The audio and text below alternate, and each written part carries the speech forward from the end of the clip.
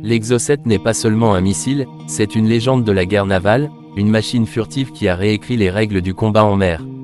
Conçu en France à la fin des années 1960, introduit dans les années 1970, il s'est imposé comme le prototype moderne du missile anti-navire, compact, rapide à déployer, et capable d'atteindre des cibles lourdes en restant presque invisible aux yeux des radars adverses.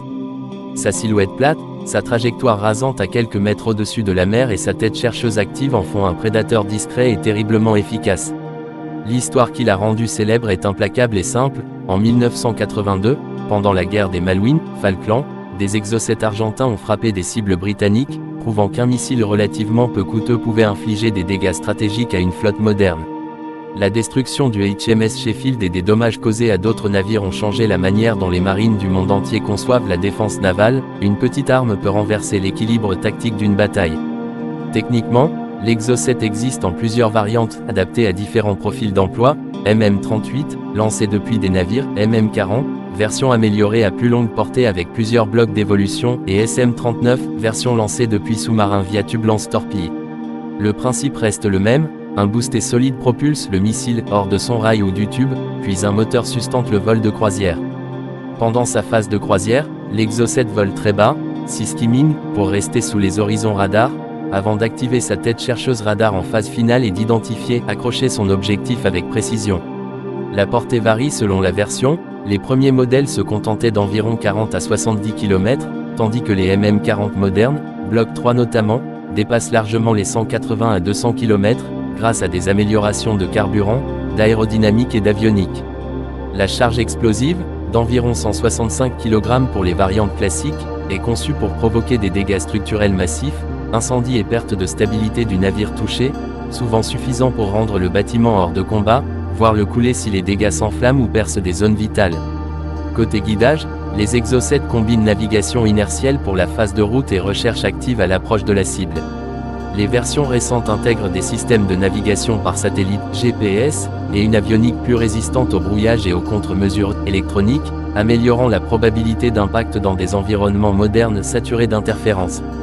Le missile a aussi évolué pour pouvoir frapper non seulement des navires, mais aussi des cibles côtières, capacité, land d'attaque, dans certaines configurations. L'impact stratégique de l'Exocet dépasse ses caractéristiques techniques. Il a forcé les marines à repenser la protection des convois et des groupes navals, guerre électronique, écran de défense rapproché, canon CIWS, tir de suppression et procédures de réduction des signatures radar sont devenus la norme.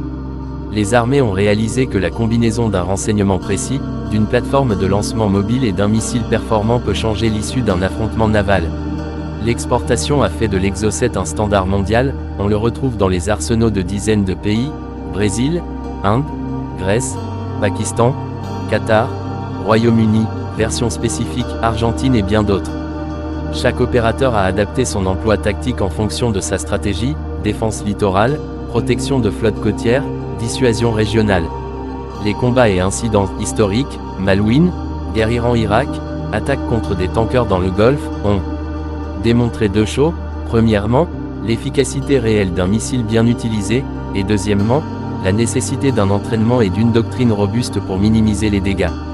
Les marines modernes investissent aujourd'hui autant dans la détection précoce et la défense multicouche que dans la dissuasion offensive, et l'Exocet reste, par sa réputation et ses versions modernisées, un élément clé de cette équation. Aujourd'hui, alors que des missiles supersoniques et hypersoniques émergent, l'Exocet conserve sa place par sa fiabilité, son coût-efficacité et sa capacité à évoluer. Le Block 3, par exemple, intègre GPS et meilleure résistance électronique, ce qui le rend toujours pertinent face aux menaces contemporaines. Les industriels français continuent d'affiner sa plateforme pour prolonger sa durée de vie opérationnelle au XXIe siècle. Si vous préparez une vidéo, imaginez l'impact visuel, plan serré sur la silhouette du missile, animation montrant sa trajectoire rasante, reconstitution dramatique des frappes historiques, et interview ou citation d'experts expliquant pourquoi un petit objet volant a fait trembler des flottes entières. Terminez en rappelant le message clé, l'Exocet prouve que dans la guerre moderne, la mobilité, la furtivité et la précision peuvent surpasser la simple taille ou le tonnage, une leçon que chaque puissance navale a apprise à ses dépens.